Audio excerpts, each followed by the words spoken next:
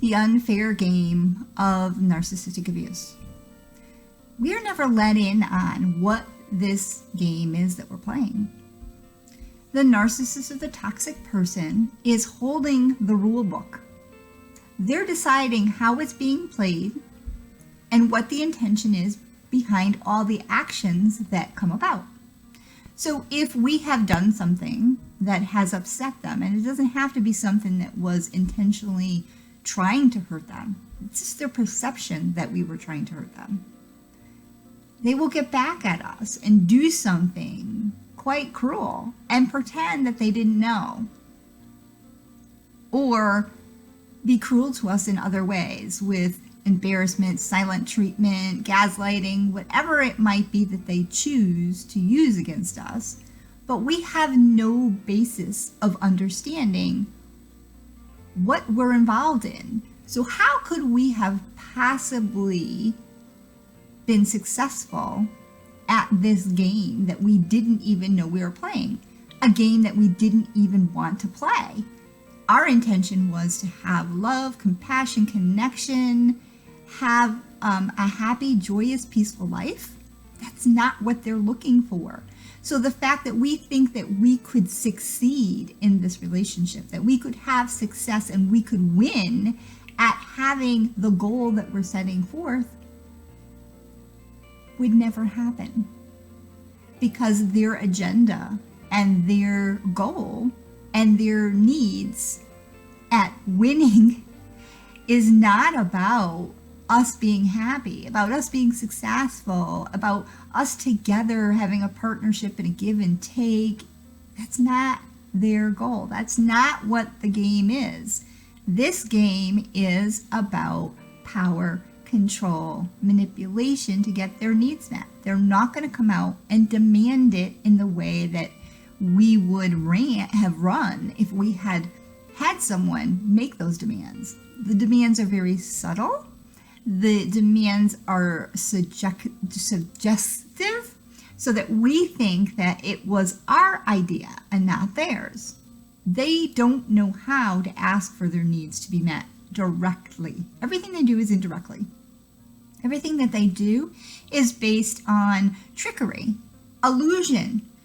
They want you to do it because you thought it was your idea. They don't want to appear like the jerk that they are actually being. They want to be looked at and revered and seen as powerful, seen as someone who is deserving in our eyes and the world's eyes.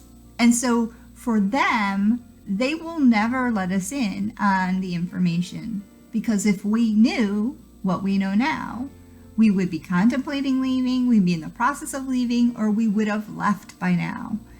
But we were not in on this game. We thought we were living one life.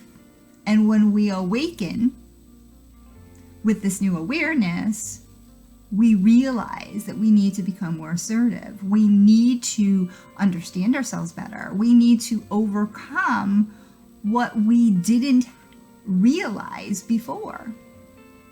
It's a very disturbing time when we wake up and we recognize that we have been in an Alice in Wonderland scenario, that we were casted for this play that we didn't know we were casted in, that we were in this game of life that we had committed to this person, and this person had a different agenda, a different commitment that was not one of our own.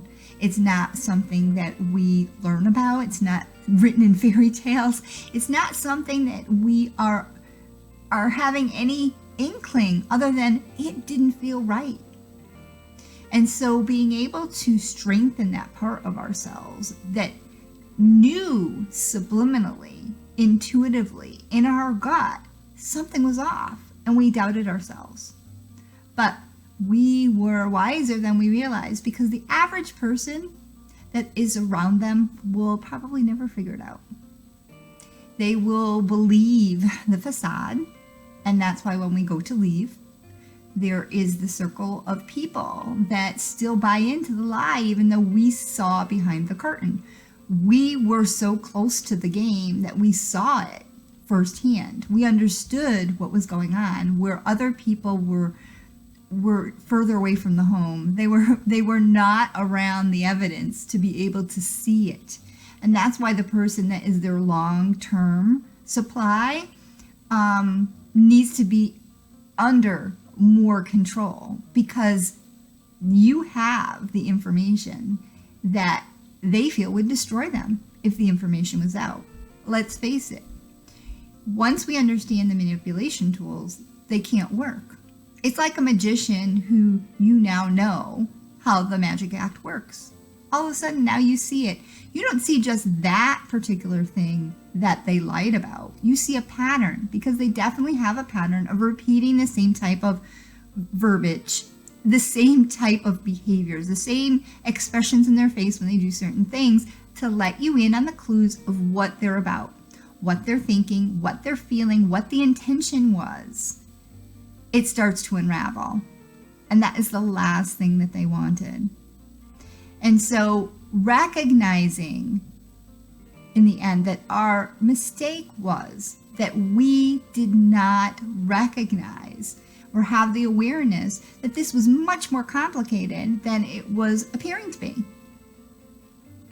If it was as complicated as it is, and we saw it that way, we would have bailed. But it seemed pretty simple. You know, this hurts my feelings when you do this. Are you aware of that? We misunderstood their understanding. So we continue to explain ourselves away. We feel the need to also justify what it is that we're doing, when it really should be them justifying what they're doing. You know, the roles are always reversed, that we're doing what they need to be doing, and they're accusing us of what they're doing. So again, it's a backwards Alice in Wonderland situation, and understanding that our misunderstanding and our awareness was what went wrong. We had a misunderstanding about ourselves that they played off of. There was a misunderstanding about who they were and the illusion they were presenting to us. Once we have the awareness and we start to awaken, it's very uncomfortable. It's painful, but so necessary in order to stop the abuse, in order to heal from the abuse.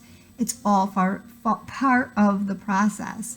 And when we realize that we will be forever better being in our position than they will ever be, because they will always remain stuck in this game that they play.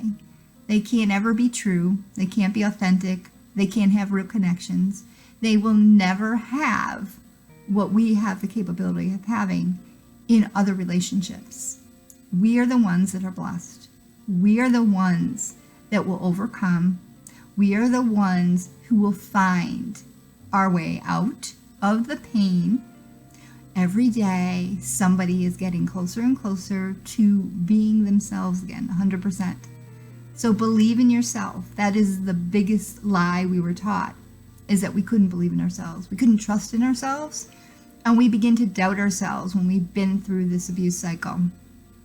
And so I beg you to take time for you. We need to understand and create awareness and awakening to what it's all about, but we also need to build ourselves up. We need to correct the lies that we're told.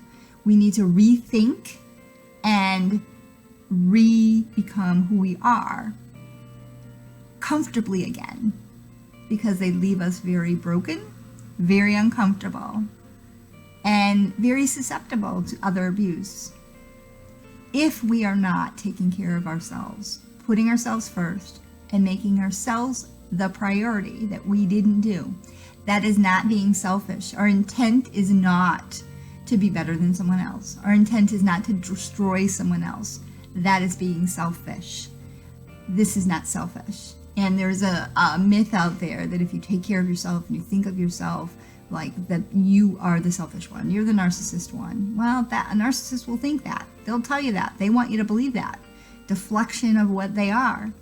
But the truth is taking care of ourselves and recognizing the value we have has been what's been missing, probably your entire life.